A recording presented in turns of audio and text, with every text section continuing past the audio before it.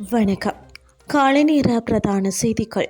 செய்திகளினூடாக நர்மதா சிறையில் முதலில் தலைப்பு செய்திகள். எல்ல வெள்ளவாய பேருந்து விபத்து உயிரிழந்தவர்களின் எண்ணிக்கை 15ஆக உயர்வு. முன்னெப்போதும் இல்லாத வகையில் அதிகரிக்கும் கையூட்டல் மற்றும் ஊழல் குற்றச்சாட்டுகள். விரைவில் மாகாண சபை தேர்தல், அரசு தரப்பு அறிவிப்பு. முதல் பயணத்தை முடித்த பின் சொகுசு கப்பலுக்கு ஏற்பட்ட கதி. இனி விரிவான செய்திகள். எல்ல வெள்ளவாய வீதியின் 15வது மைல்கல் பகுதியில் நேற்று இடம்பெற்ற பேருந்து விபத்தில் உயிரிழந்தவர்களின் எண்ணிக்கை 15ஆக உயர்ந்துள்ளது. இந்த விபத்தில் காயமடைந்த 18 பேர் பதுளை போதனா மருத்துவமனையில் அனுமதிக்கப்பட்டுள்ளனர். அவர்களில் 6 பேர் சிறுவர்கள் என்று தெரிவிக்கப்பட்டுள்ளது. விபத்துக்குள்ளான பேருந்து சுமார் 1000 மீட்டர் வரை பள்ளத்தில் இழுத்து செல்லப்பட்டு கவிழ்ந்துள்ளதாகவும் காவல்துறை ஊடகப் பிரிவு தெரிவித்துள்ளது. பேருந்து பள்ளத்தாக்கில் விழுந்ததால் அதிலிருந்தவர்கள் பேருந்திலிருந்து தூக்கி வீசப்பட்ட புதர்களுக்குள் மத்தியில் பல்வேறு இடங்களில் கிடந்ததாகவும் தெரிவிக்கப்படுகிறது.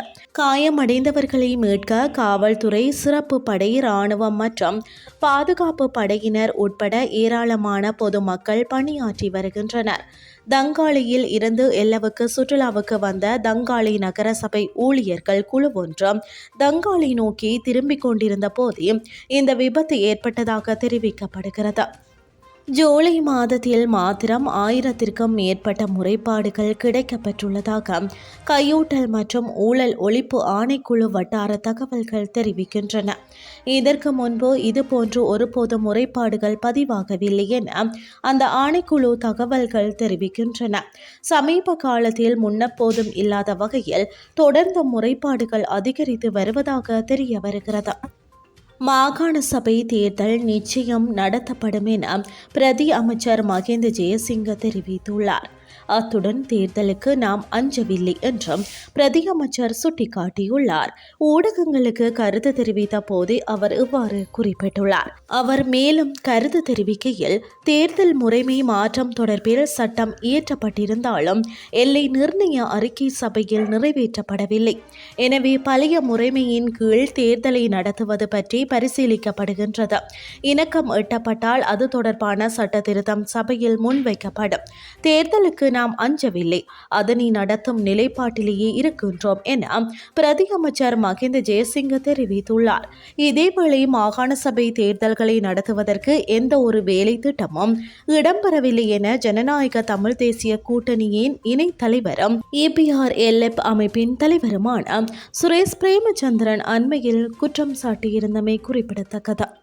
இனி வெளிநாட்டு செய்திகள். துருக்கியில் பிரபல சுற்றுலா தலமான சோங்குல்ட கடற்கரையில் டோல்ஸ் வென்டோ என்ற சொகுசு கப்பல் கவிழ்ந்து விபத்துக்குள்ளானது.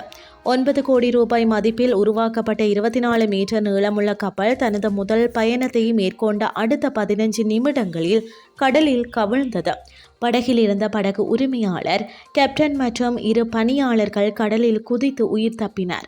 படகு கவிழ்ந்ததற்கான காரணம் தெரியவில்லை என்றும், ஒருவேளை கப்பலின் நிலைமை தன்மையில் சிக்கல் ஏற்பட்டு கப்பல் கவிழ்ந்திருக்கலாம் எனவும் கடலோர காவல்படையினர் தெரிவித்தனர். இத்துடன் செய்திகள் யாவும் நிறைவடைகின்றது. அடுத்து இரவு 8:30க்கு எதிர்பாருங்கள். நன்றி.